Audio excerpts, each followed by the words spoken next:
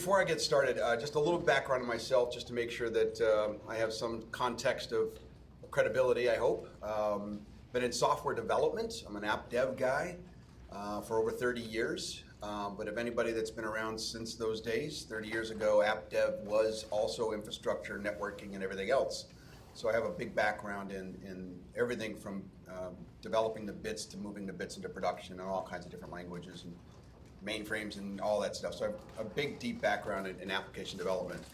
I really got the bug in software development lifecycle, ALM, when I joined Coopers & Lybrand in 1990 and became an EDP auditor, and they trained me heavily for years on SDLC for auditing of major corporations and how they moved their stuff into production and the maintenance and support of applications in the accounting world.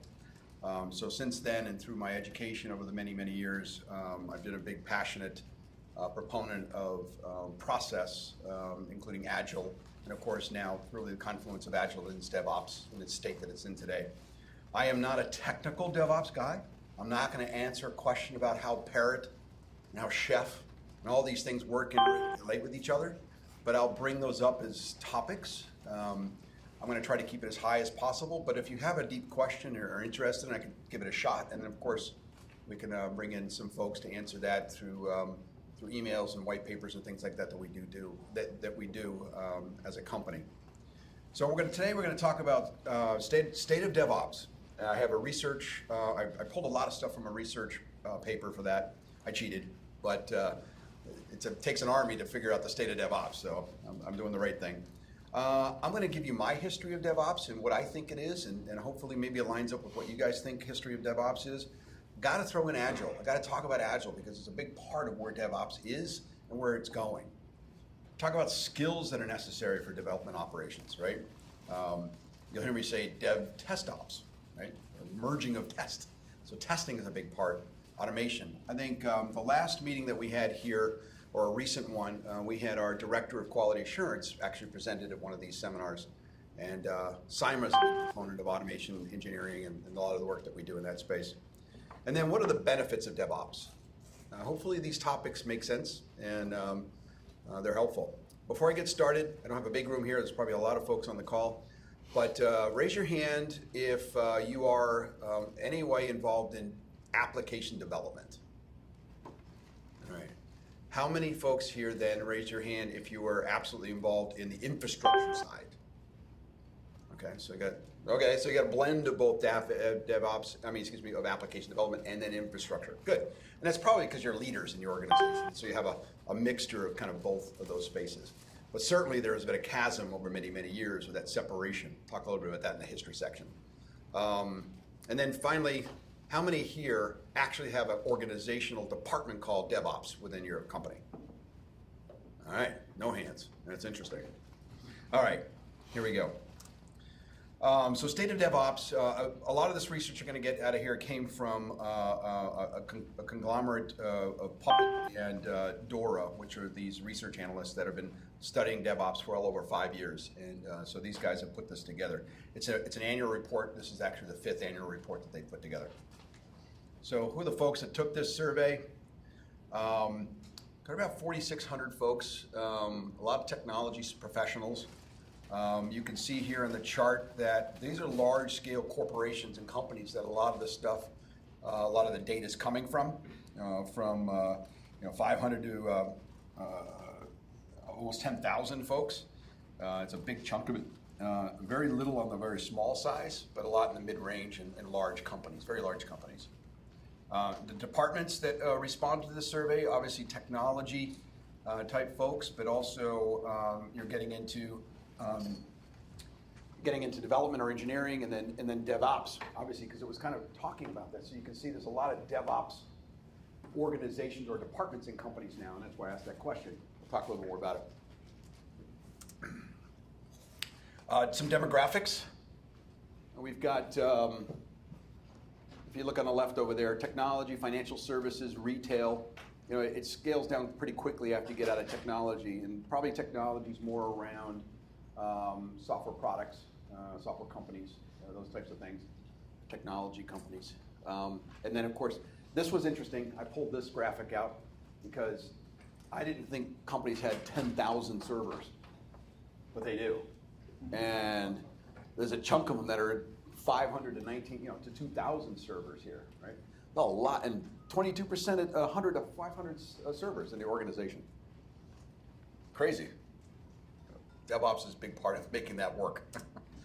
High-performing teams. So you're going to hear about high-performing, medium performing, and low performing, and kind of it's not a knock on competency of an organization. It's really more around the process that they have in place that's well tuned, right? So the high performing is getting product out the door faster versus low performing. You'll see here that 200% or 200 times more frequent deployments in the high performing teams, right? And we're looking at a significant number of shorter lead times, right? So the idea that I need to put this in production goes from minutes to weeks and months in organizations to get something into production. And usually that's the infrastructure the infrastructure operations side that needs that lead time, right? So you see that there's significant, on the higher performing teams are significantly faster in lead time. And then of course, the changes and to make changes, fewer and failures and recovering fast from that. Higher performing teams are 3 times lower on change failure rate, and then 20 times faster in recovering from failures. And if you can kind of put some logic to it and common sense, if you're deploying small pieces of code or capabilities, you can recover fast from those types of things because there are probably not no interchanging, large swaths of logic that has to be rooted out and figured out. So. And 50% of the respondents, right, and high-performing teams are spending less time fixing security issues. I think the report's like 50 pages, and I'm not going to read the whole report for you. These are just pullouts of it. But it was a big section on security, right? The security is a big part of obviously all of our lives and all of our worlds. The DevOps side of integrating security, everything from development to security. To quality assurance and the effort of automation and regression, a lot of that stuff is starting to really heat up, and it's should be addressed as a big part of your organization and effort there. And high-performing teams spend less time on unplanned work and rework than low-performing teams, right? And that's really a byproduct of delivering the bits on Friday evening, 5 o'clock. The development shop's done, they close the door and they go away. Team deploys over the weekend, they come in on Monday, and then they're doing unplanned work, right? Because they're solving all the problems over the weekend's deployment, either during the weekend or Monday, Tuesday, Wednesday into that next week. And if you keep doing that, you're eating into your actual productivity of developing a product. And so high performing teams aren't in that space. They're not doing the rework, they're delivering quality product. And because they're doing it more rapidly, and they're more streamlined DevOps. Make sense? This is an eye chart, definitely. But what you see here is there are performance by cluster. There's deployment frequency, lead time for those changes, mean time to recover, and then change for failure rate. These are kind of the topics that were brought up earlier, kind of rolled into a chart. And what you see on the high performers is the on-demand, multiple deploys a day, basically deployment frequencies on demand, all the way out to low performance, between 1 per month and once every 6 months. That's your kind of low performing organizations. See that everything from on demand all the way out to here. There's an old fact that Amazon Web Services deploys every 11.5 seconds. I don't know if you've seen that before, but every research I've done, it pops up everywhere. They use that as a benchmark. Nobody does that. I say that, I've been saying it for a couple of years, but Amazon's probably the only one, but it is certainly nirvana, and it's where they think DevOps needs to go. But that's on demand. Lead times for changes. This is really significant here, and the chain of command to get code into production is that lead time, and all the steps and processes that an organization might have. And when you have a high-performing team or a high-performing organization that's able to put your code into production, they're doing it in less than an hour, all the way out to a month and 6 months sometimes to deploy stuff. right, mean time to recover, that's that weekend scenario I told you about, right? You know, getting it to be done in less than an hour versus less than a day when there's an issue or concern.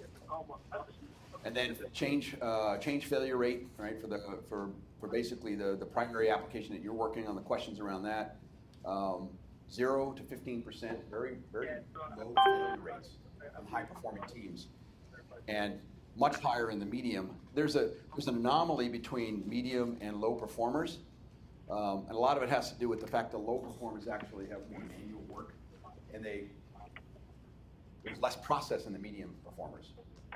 I was trying to get them on the report because they were trying to describe that the low performers actually do a lot more manual work because they're working together differently, but they're doing it manually as opposed to automation. Here in the middle, they've automated, but it's bad, right? So it slows things down. It's kind of a weird curve there.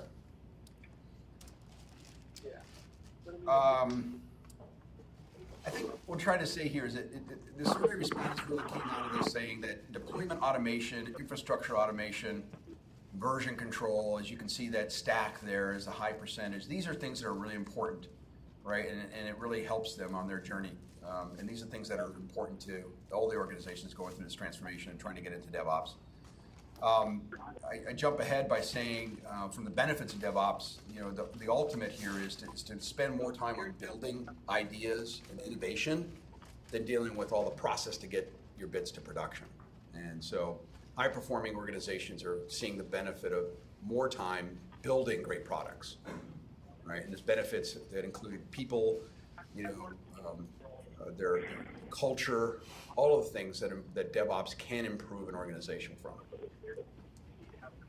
Employees that are in high-performing organizations are 2+ times more likely to recommend the organization have people come join them. Right? When you're in a high-performing organization, you want people to come work with you, friends that you've worked with in the past. If you have questions, you're inviting them to come in, right? If you have questions, so there's some big. It's an interesting, you know, fact there that they came out of in their analysis, and it's on the rise when you have a high-performing organization. And then finally, the last stat here really is the continuation of developing DevOps departments. You can see here in 2016 that 22% of the organizations granted, it was a DevOps research paper, so there's a lot of research, a lot of DevOps organizations that did it, but they have actual departments now that are doing DevOps.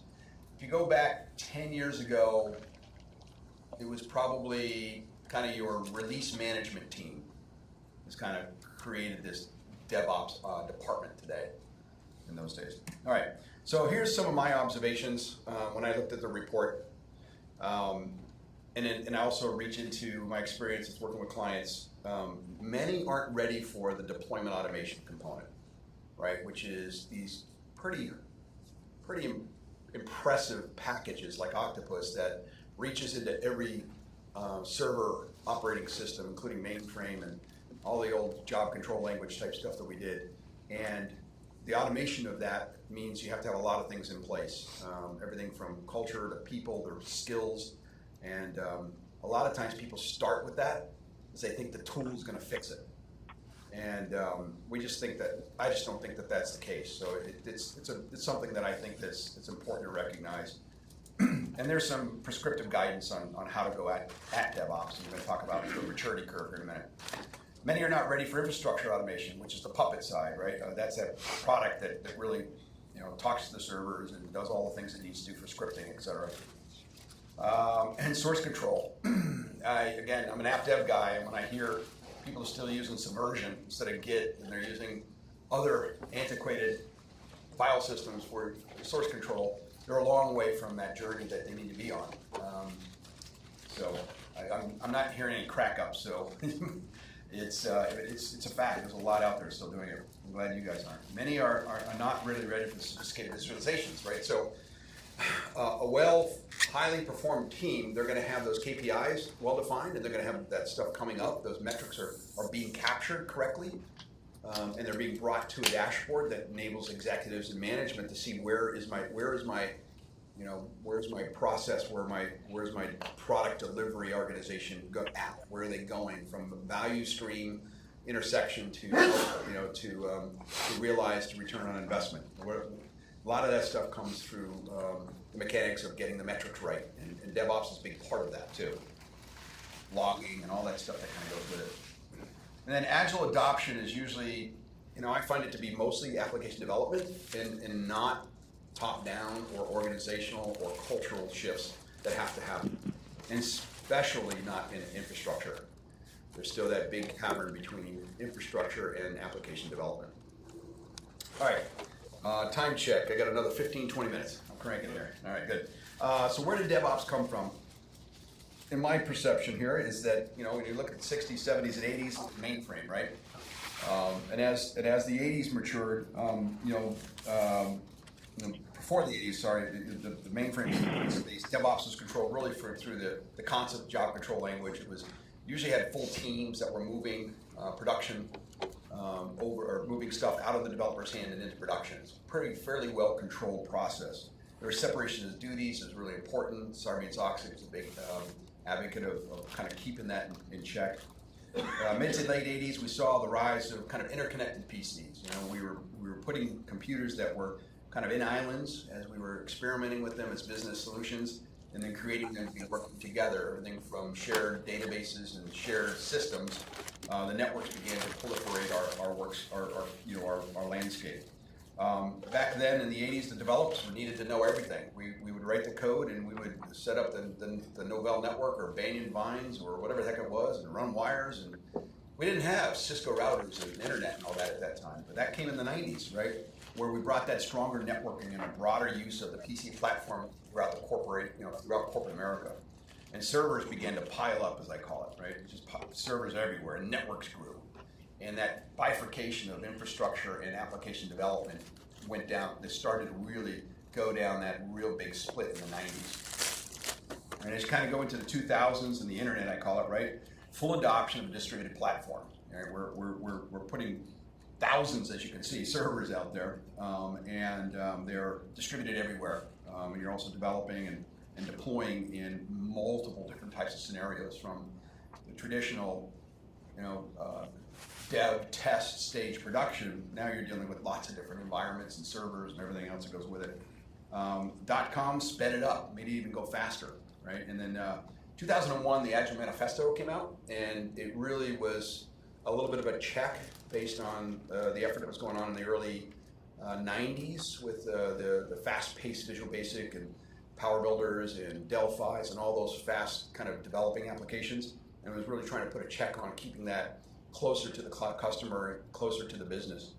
In the last 2010s, there's a better way of saying it, we started to adopt agile concepts in our businesses, and for many, from many servers to one, right? Which is kind of, I was talking to somebody earlier, we're kind of going, as the future states here at the bottom, the old days of the big mainframe, through all this disparate systems to back to the mainframe again, which is called the cloud, right? It's a box, and we're deploying in this thing, as opposed to all those servers that we had to deal with the last 25 years. So I think the pace of innovation has really caused DevOps to take a front step, or take a front stage in this world of application deployment. So that's the history from my perspective. Agile and DevOps maturity. So I like to be a little more interactive, but I get it. What processes are you using today in Agile? Scrum, Waterfall, Safe, Kanban, Scrumban, Lean. We see a lot of Lean lately, and your own, right? I bet you there's a lot more your own. I see a lot more combinations out there than one specific one. I see a lot of Scrum and Kanban, which are, to me, in corporate America, enterprise America, are fairly common. Kanban being more for enhancement, maintenance, and support, and Scrum being for innovation, greenfield, even brownfield development with well-defined product backlog and budget constraints and things like that. And then let's take a look at the maturity of our DevOps. When you think of DevOps from a beginner organization, this says you're a beginner if you've got good source control, you've got some agile project planning and agile process, you've got a handle on environments, you can deploy environments fairly nicely, easily, and you've got logging, right? You're beginning to capture those metrics, the capabilities of failed deployments and successful ones, and all of the aspects that come with kind of the intricacies of instrumentation to make sure DevOps is on track. You move from beginner into intermediate when you're doing continuous builds, when you're actually doing the on-demand builds and regression testing, right? Library releases, where you're releasing software and you can retract and go backwards to a version that immediately after a failure. So well-oiled machine for that. Dependency management in servers and all of the different things that most of our applications need these days. This isn't containerized stuff in AWS. This is about putting an app, an ASP.NET app on one of your boxes that needs to talk to an API services farm somewhere else in your organization. It's dealing with dependency there, and so when you deploy all of the right IP addresses and DNS settings and all that stuff is managed well and it's controlled and all of that. And then of course automation, configuration, which is what I was just kind of talking about, and then automation itself, which is automating the process and not having a human touch it. You're not handing a script and a Word document to an operations technician for the night shift to deploy it for you on a Friday night. It's automating that. And then finally, kind of a more advanced maturity in DevOps, you're seeing full deployment maturity, which is the full stack, using those tools like Octopus and Cucumber and all the different, there's some of the latest open source ones that are out there. Versioning strategy, where you're able to not only have versions on your product, but your environments, your VMs, things like that. Database change management is a huge part of DevOps, especially in testing it. And then decoupling and async strategies, which is all about going into microservices and getting away from larger, bulkier products, getting ready for containerized deployments in that kind of modern architecture. All right. Some skills to think about. When I went to the Google University the last 48 hours looking for a lot of this stuff, as well as my own experience, I find that it was interesting. I was expecting to see a lot more folks that are needed in infrastructure, right? Operations, you think of the old school where you had a bunch of people that were making sure the machines were running, the lights were on. Those are the guys that were getting the bits from development and complaining about it because they couldn't install it and everything else. And I'm finding that it's really embodied in this utility player concept, because true DevOps in an agile culture is team, right? So it's a team approach, and there isn't a bridge, there isn't a wall, there isn't anything that's tossed over. That isn't to say that you've got good controls in place, that developers can't put something into production. You still got to have that control, especially in financially impactful applications. You've got to have that separation of duties. But you can do that with automation tools, and as long as they're vetted out and they've been tested and they're validated through auditing, those are good things. So I'm finding it's more about a team than it is a difference between having skills in infrastructure and skills in application. So a DevOps evangelist is important, just like an Agile evangelist is important, right? Release managers, still need those release managers. It's not the Scrum Master, it's not the portfolio program manager, it's a release manager. It's someone that's coordinating lots of things that are in flight to put together a product inside an environment. It's never just one app on a web page, or it's a lot of things that typically have to happen. Automation architect. If anybody was here for Simon's presentation, you would have saw a deep dive into how we do the automation engineering and frameworks that support regression testing, as well as preparing the product to go into production. QA, and get this, experience assurance. Seeing more of that these days, right? From quality assurance to experience assurance.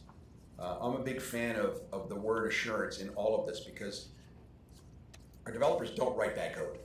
We're just assuring that the product that they delivered is accurate. And so it's not about looking for defects, it's looking for accuracy in the product that they should have built. So it's an assurance concept. And then security engineer is a big part of DevOps too. Should be a big part of anything we're doing these days, right? It's too complicated to not think about security as a first-class citizen in all of this.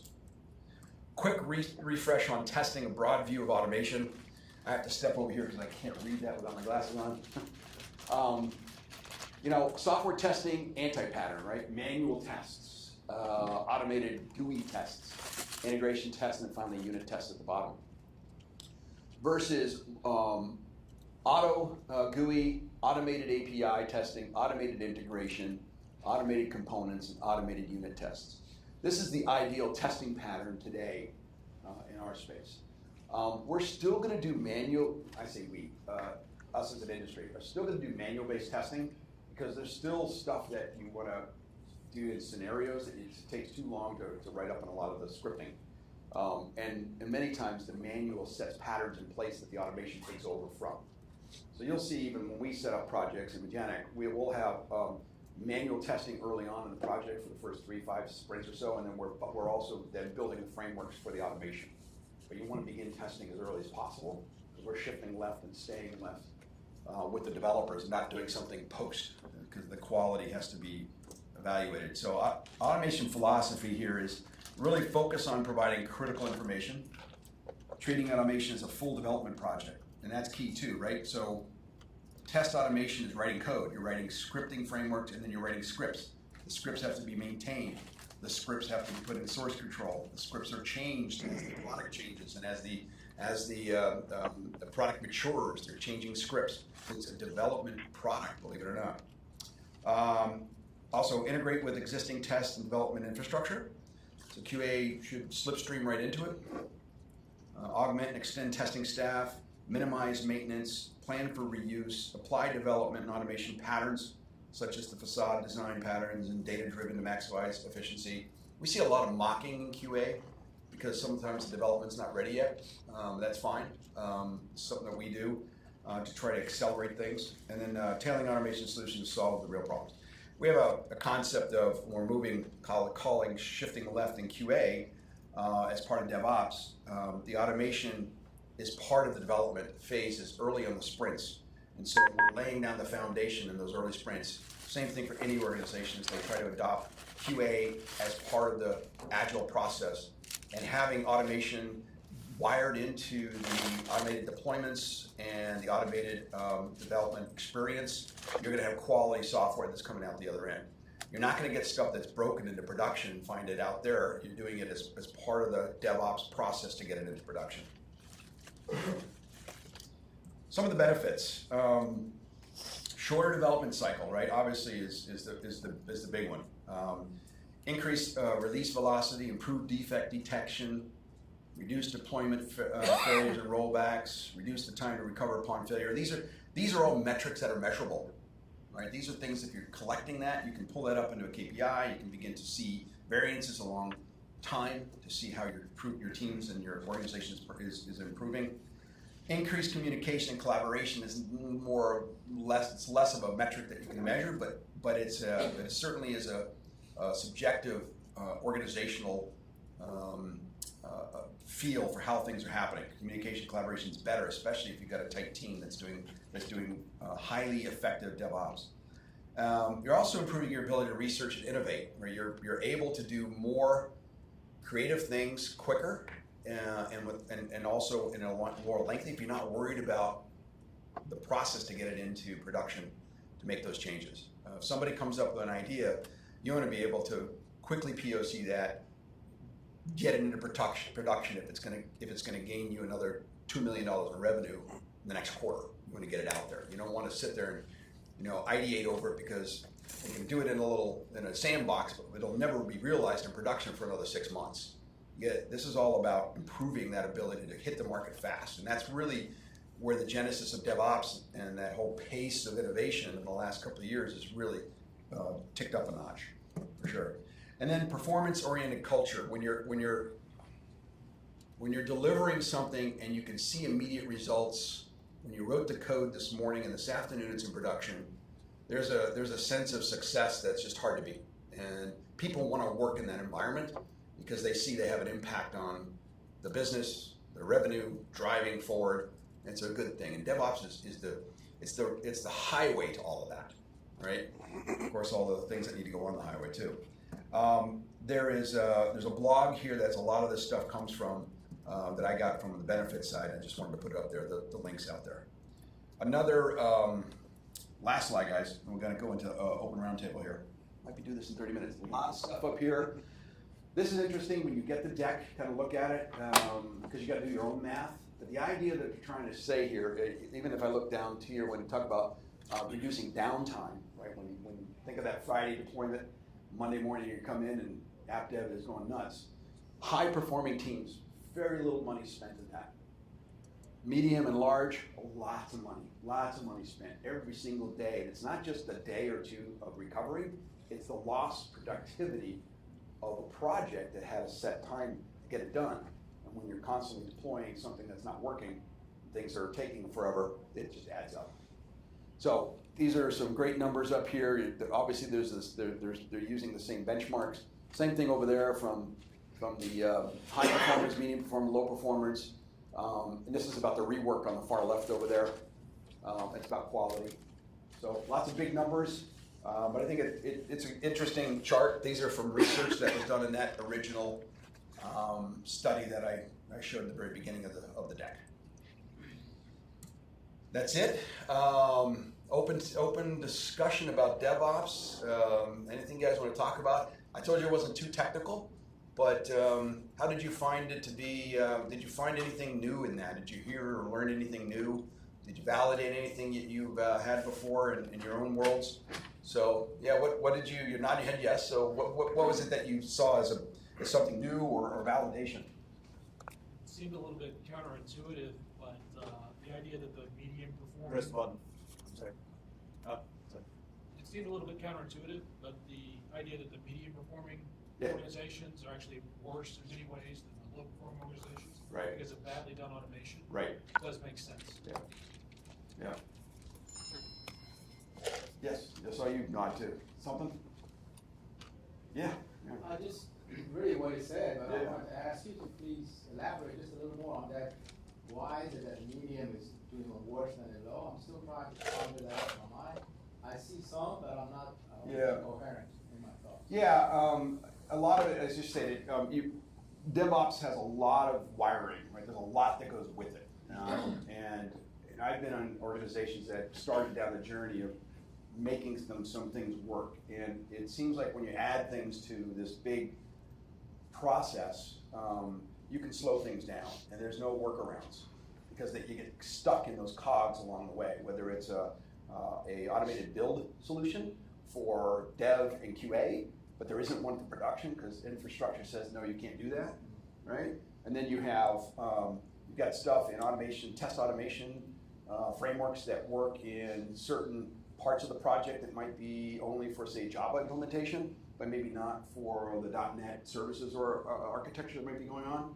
So there's things that DevOps in medium performing organizations, they put in place so they're deemed medium performing because they're doing some of those things, right? But the lower ones where they don't necessarily have implemented a lot of that stuff, they can hand it over faster because they're circumventing a lot of that automation that they put themselves in. Yes? So the other factor is the fact that they only deployed in 6-month intervals. That's right. Versus 1 month. So the amount of time they take in the planning stages is probably why they have fewer outages. Yep. So there's a balance there too. Thank you. Yeah, sure. Another thing what I noticed was like, I'm into DevOps, but testing being part of the DevOps was something new for me. Yeah. Because what I understand DevOps is like more on the continuous integration and delivery. So, secondly, how these deliverables, in continuous manner and in short deliverables, how they would help the organization, that was a really helpful to understand. Yeah, and you said it, continuous delivery, automated builds, that's part of the DevOps too, right? That's part of the road to get to fully integrated idea, agile, code, stories, code, build, automation build, test, unit test evaluation, and then regression testing with test frameworks, right? And deployment into various servers, timing and data management for other systems that are needed. All of that stuff wired up, it's all part of DevOps. Right? As a matter of fact, and I did some research, Dev Test Ops is kind of what's starting to come out of that. You saw my little slide over there. Is that a thing? Maybe, because test is so important there. Test and QA, really for efficient organizations, has to move what we call shift left, move down track to be with the Scrum teams. Some teams do it so much that the developer actually swivels his chair, right? Writes the code and then he tests his own code. It's not a pattern I like, but those really lean companies or lean teams are doing that. But more, broader enterprises, you want quality assurance, quality experience assurance, right? Move into that room with the developers and be in sprint and be with the Scrum team, developing the capabilities to evaluate the stories that are being delivered, so that when they pass that acceptance criteria and validation through automation, through the scripts that have been written for it, the faster you're going to get it into production. And so QA is a big part of that whole roadmap. So will the assumption of saying that testing team will be part of DevOps, would that be a right statement? So it's interesting. DevOps itself, right, is more of a concept and theory than an organization or a thing. It is it's the methodology of getting the product into consumers' hands, right, in production. And so test is a part of that. You saw the list of the skills kind of thing, and I was kind of, I'm like, I would have thought we're looking at a bunch of folks in operations, but a well-formed, highly performing team doing good DevOps, it's a team approach, and there's a utility player that kind of makes sure the servers are doing their thing and all that. And with the cloud too, and not that you're disenfranchising our friends in infrastructure, right? You guys have them too, but I mean you are too. The cloud makes it easier to do a lot of stuff, and so it's less of all of those types of folks and more of about a utility and a team approach to things. Test is part of that team. Cool. One more thing is about, you mentioned, now the whole technology shift in DevOps, like, going into cloud and containerizing the application. So how is that helpful? I mean, like, let's say, today we always talk about Docker containers to be used. How does that really help? How does the Docker containers help? Yes.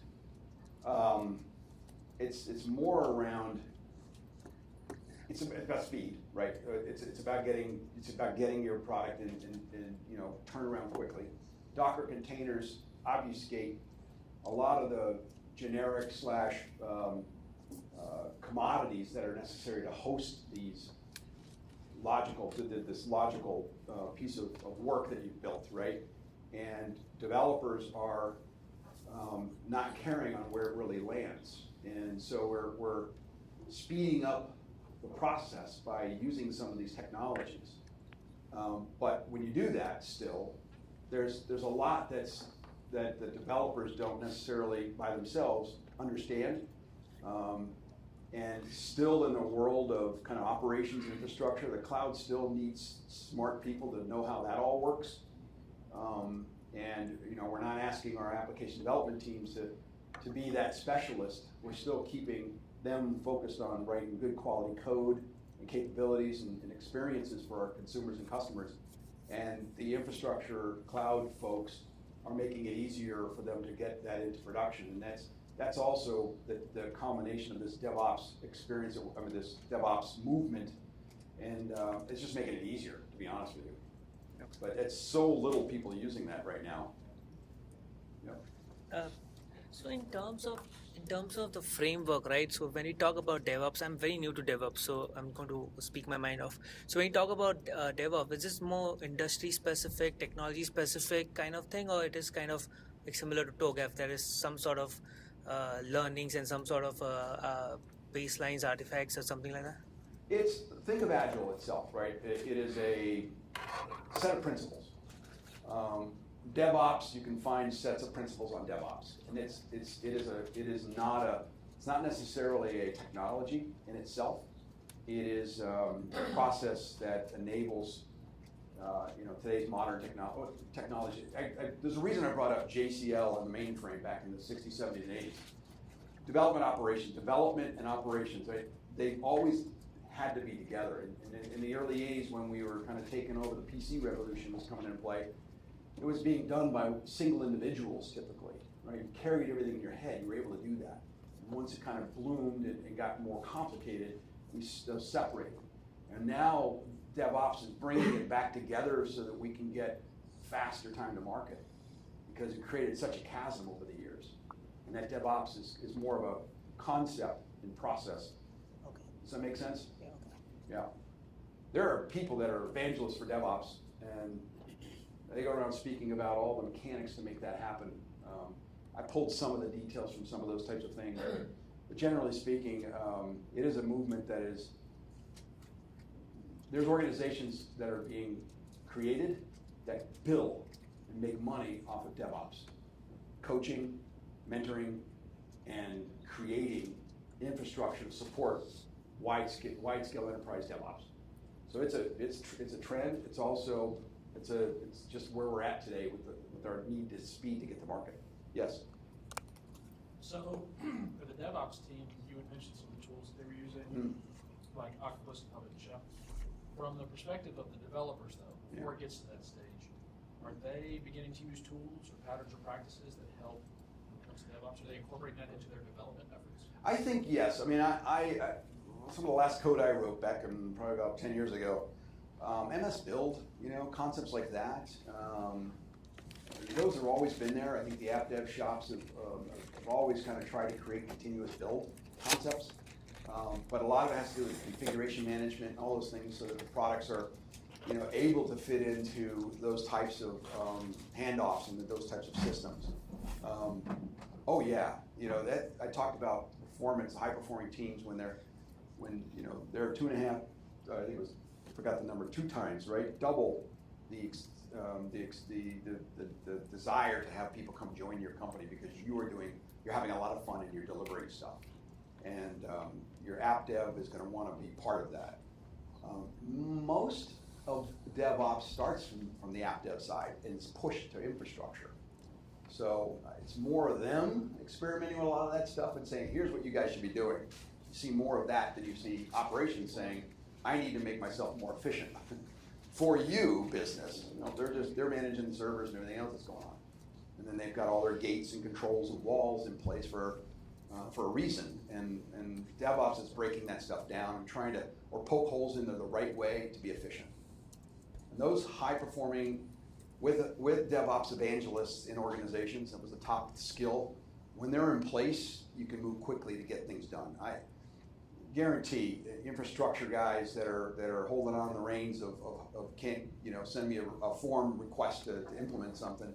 They want efficiency too. They got a budget, they got to manage it, and they want to be part of the big picture too. So you just got to get them involved, and that's where the evangelist is a big part of it. Being a DevOps evangelist is going to help you get there. They got to be able to walk across the hall constantly and do that. Yes? So that I walk away with a good understanding of this, there is then going to be a QA sort of separate person in the same room or environment, whatever. It's got to be that function still ongoing. That's one. And two, on my behalf, thanks very much for this magical mystery tour of DevOps. Very nice. Good. It was a high level for sure. Yes, Jim.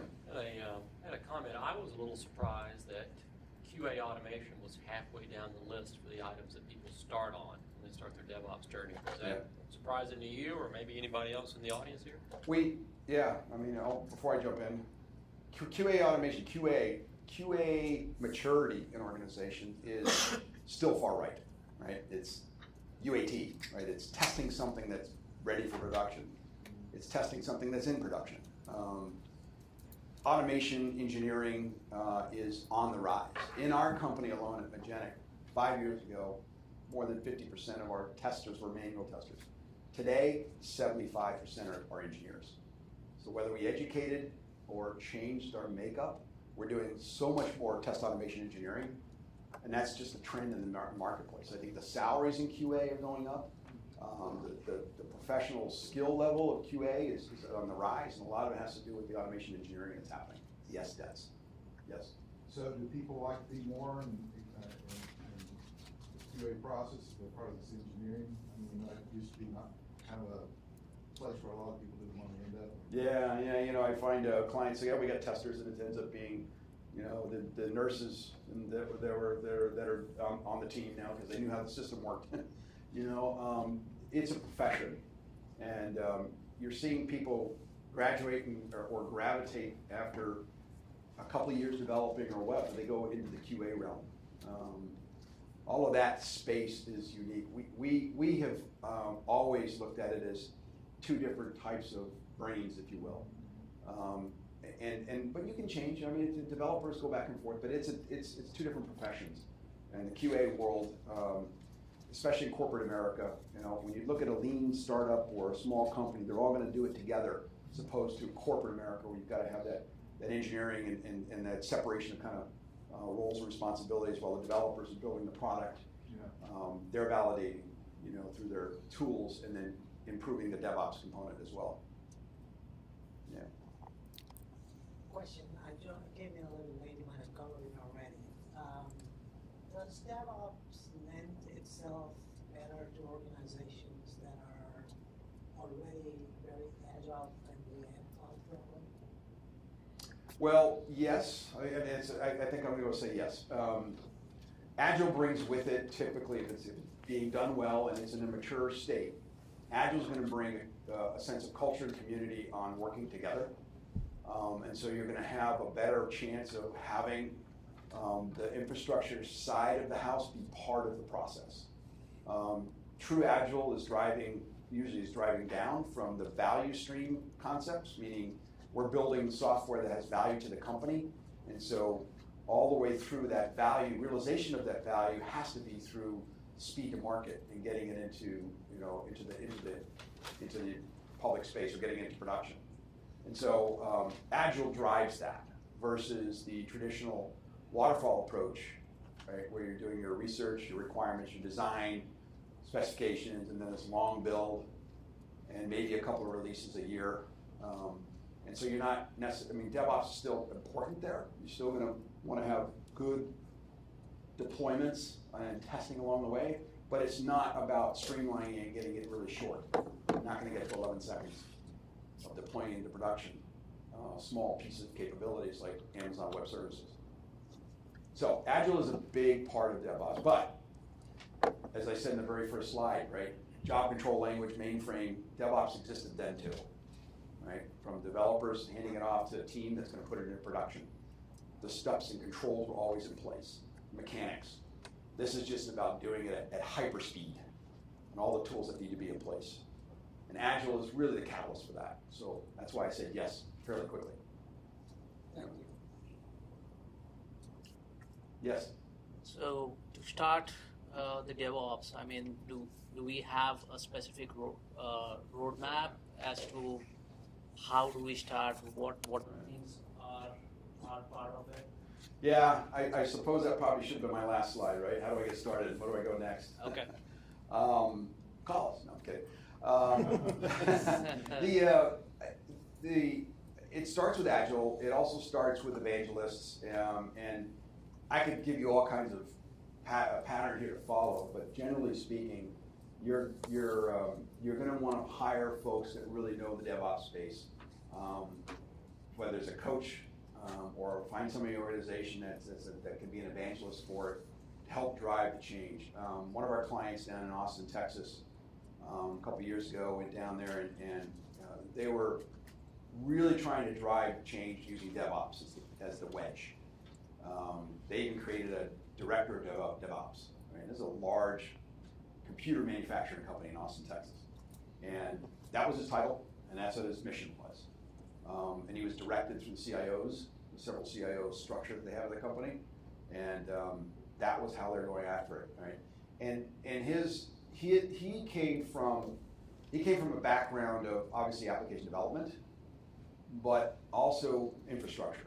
And I think there's a balance there. When you think about who wants to be your evangelist, it's got to be someone who has the credibility to walk into infrastructure and operations and have a conversation and they get it, as well as app dev. Because we created, over the 25 years now, we created such a chasm that there's deplorables on each side, let's put it that way. You know what I'm saying? So it's somebody that can bring them together. And I think that's, if anything, that's the answer to the real big solution is get someone who can talk to both sides and be the evangelist to get things going. And the tools will change next year. That's the point too. Yeah. As you look into your clients, are you seeing more challenges kind of on the server automation side, the source control side, the configuration management side, or the continuous deployment side? I mean, I realize that to some respect they're all interconnected. Yeah. Those are kind of like ways to draw lines in the sand. Yeah, good question.